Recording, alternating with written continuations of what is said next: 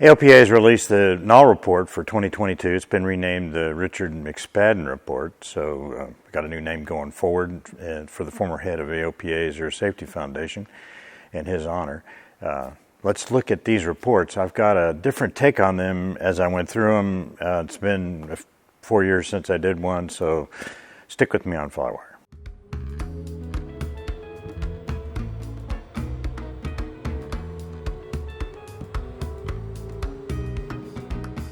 Hi, I'm Scott Perdue, and today on FlyWire I want to take a deep dive into the safety report published by AOPA. The latest report was for 2022. They have draft reports for 2023 and 24, but typically it takes them about 2 years to validate all the data that they have and then go forward. So the last review I did, as I said, was for 2020. It's about time for another one, so I think I'll go through it. But before I do, I want to hear a caveat. In the science world, a report like this, a statistical thing, database, etc., would have error bars, references to methodology, footnotes, and the like. There's none of that in this AOPA report. No justification of statistical analysis, no database references, and my biggest beef with that is the certainty presented by the accident rate per 100,000 hours of flight time. It's like the whole thing focuses on this, and this shows us definitively how well we're doing in safety. And there are two reasons, really. The biggest one is accuracy, and secondly, is it relevant? That whole safety rate thing. I know where it comes from. It comes from the Air Force, I think. Most of my, probably that I was in the Air Force, and most of my safety investigation methods, I learned there by participating in accident investigations. The military flying forces know exactly how many hours they fly, and the subsequent accident rate is an exact number. Airline flying is very similar. The data is kept meticulously. To know the number of flying hours in the general aviation world, frankly, is impossible for a number of reasons. Even the number of accidents is impossible to know because not everyone is reported. Therefore, the rates published in the AOPA reports are an approximation. They are not exact. And it's that certainty that I take issue with. Moreover, we have no way of knowing how far off reality they are. I suppose they're based on statistical databases produced by the federal agencies like the Bureau of Transportation Statistics, bet you didn't know that one, the FAA and others, and just let's kind of throw it all into a pot and see what happens. That being said, I do see value for the report highlighting trends and relative safety rates. It's relative, okay? The issue is just what numbers do we use? I think we need to use some numbers, but it's just what numbers and how we present them. Remember in the previous analysis I did, I pulled the Mark Twain line about statistics. There are lies, damn lies, and then statistics. So I'll admit I don't like a number we bat around as gospel when it's based on estimates.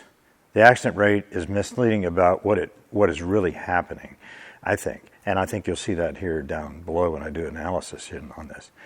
Are accident rates going up or down? That's the bottom line question. Does reducing the question to a ratio make any sense? That's a subsequent question. Okay. When I started going through this McSpadden report, something caught my eye about the accident rates. I collect these, you think, and I look at them, and the report seemed very flat with very little reduction in accidents, and I wondered how that compared to previous years. That doesn't mean it was wrong, okay? It's just how does it compare here? So I started digging into previous reports and statistics. With some degree of reliability, I was able to find data that went back to 1990. After that, it gets really sketchy. Back in the day, back in those days, there was truly lots of accidents. There really were.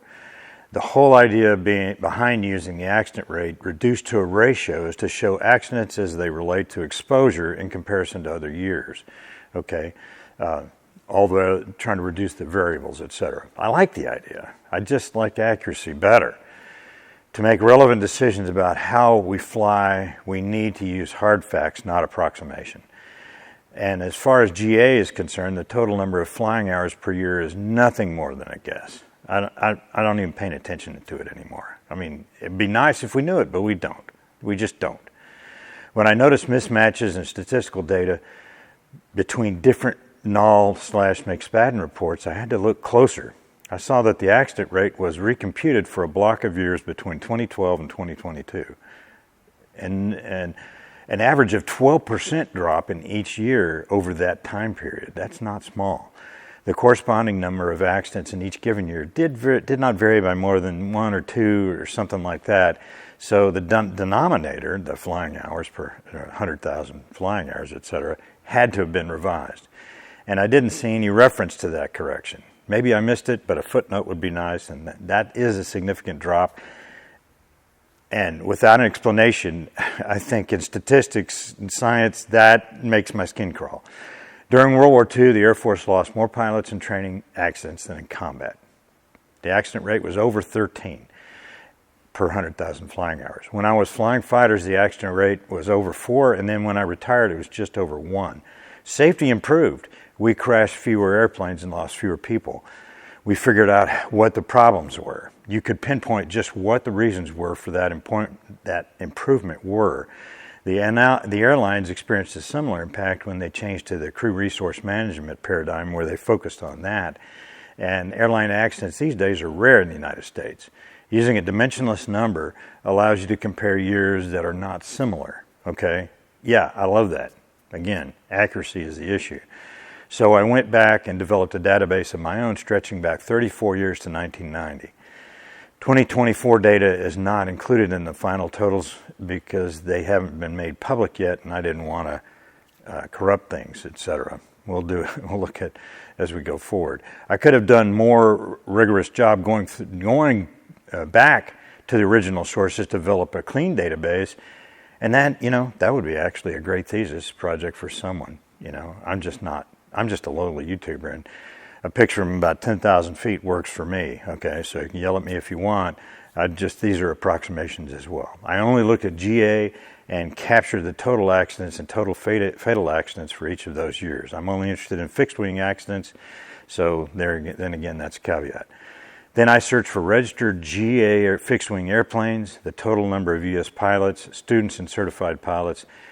And as I said, I could have cleaned up the database and thrown out things like gliders and helicopters, but the numbers are actually fairly small, and I just wanted to get this video out this week and not in 2 or 3 months.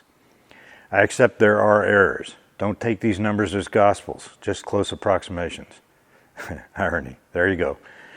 I figured I could use these things to produce a metric that would be useful when talking about safety rates. You be the judge. Something built on hard data.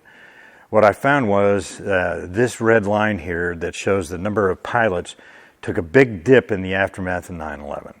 Somewhere around 2016, the pilot ranks started growing again, and in 2021, that number topped the 1990 number by 2.6%. In 2022, we added a total of 9.4% more pilots. In 2023, the growth rate was 18.2%. That's a huge jump in number of pilots. For many, many years, the student-to-pilot ratio varied somewhere between 15 and 20%. In 2016, that started dramatically growing, reaching 37% in 2022. So in other words, the student pilot population grew enormously. The light blue line here shows that and reflects the same shape as the total. In 2020, the number of certified pilots reached parity of 1990, and in 2022, over 69,500 pilots have been added to the rolls. So there's been real growth in number of pilots. The dark green line in the middle are active GA fixed-wing pilot airplanes. That total took a slight dip in the mid-90s, but overall has remained relatively flat with gradual decline over the entire period. There were 17,700-ish fewer airplanes in 22 than there were in 1990, an overall drop of about 9.6%. So relatively flat. The orange line here represents the accidents per year. In 1990, there were 2,214 accidents. In 2022, there were 11,005. Strictly speaking, that means there was about a 50%-ish drop in accidents over our 34-year period. With a larger pilot pool flying about the same number of airplanes. Frankly, this answers the original question I posed. There are fewer accidents. They're dropping. If you have a short attention span, you can go see what's happening on TikTok now. Thanks for watching.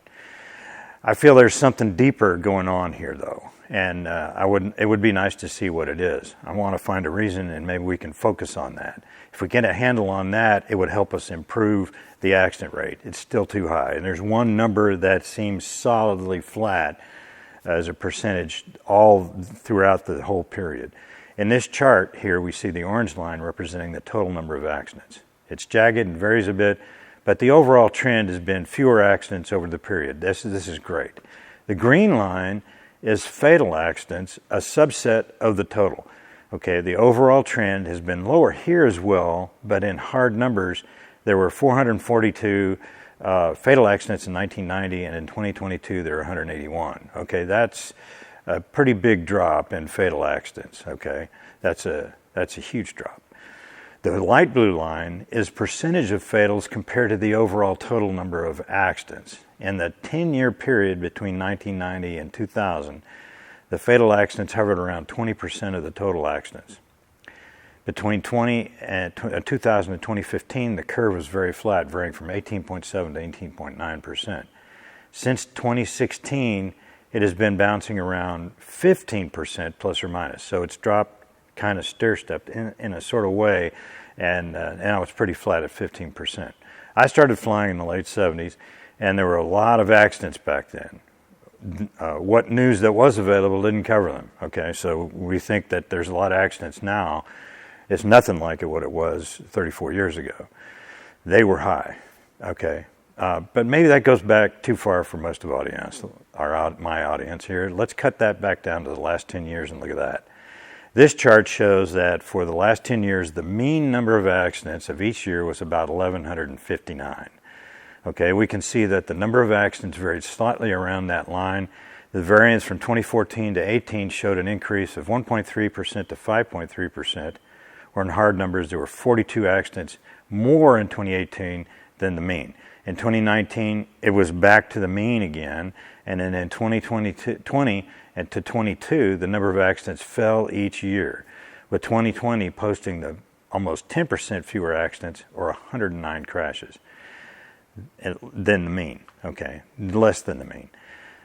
2022 was back to mean, and then 23 has posted 41 fewer accidents. So there's some jaggedness there in the noise in the accident rate. So when you factor in the rise in student numbers in flying, it seems to look to me like it's any safety improvement over the last 4 years is due to COVID and student flying. Okay, COVID less flying, student flying more. Students tend to crash airplanes about 5% less than certified pilots. Imagine that. And if true, that is not a significant improvement to the numbers for us who hold pilot certificates. That line seems to be pretty flat. With the number of accidents falling over time, the fatal rate shows a very, very flat curve. And I think that's the important thing here, the most important thing to me. These two things tell me that as a group, we did some really good work over a 34-year period, or 24-year period, and everything's flat after that. But we have not made much improvement at all over the last 10 years in the fatal rate. Particularly, as I said, to me that's the most important thing. We have to look at a little deeper and focus on causes and address the corresponding training issues that might mitigate those accidents. And frankly, that's going to be the subject of my next video in this series, so stay tuned. I just don't want to get too long on this. Okay, so this is just the first look. Setting what I'm looking at. In the interest of fun, let's look at the same period using the AOPA's accident rate. The recomputed version. The blue line shows a slight downward trend and virtually flat at the end.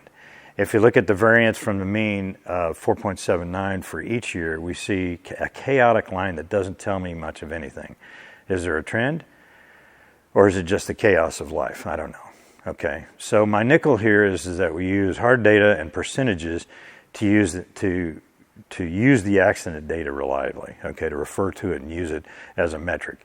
Stay tuned for the next video in the series to see what accidents are really killing folks. I think the data is accurate on that.